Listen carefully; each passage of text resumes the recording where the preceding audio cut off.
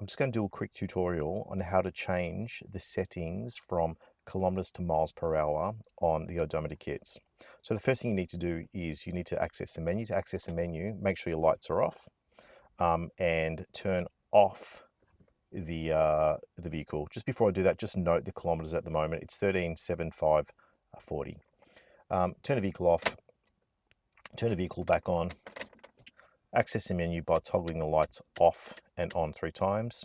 Go to display, once again, just toggle for each movement you want through the menu and just leave it. We want to go to units, just toggle it 3 times, leave it. It'll then select units. We want to force miles per hour now. And what that'll basically do is it'll now set units to miles, and you can see now that it's changed not just my speedometer, but also changed the odometer to miles, as well as the trip meter also. So you can do the same thing if you're going from a miles per hour dash to kilometers per hour also. By default, just leave it in auto. Thank you very much for watching. If you've got any questions, please reach out. If you need any help with the installation, also reach out. I'm more than happy to help. Hope you enjoy the features. Thank you very much.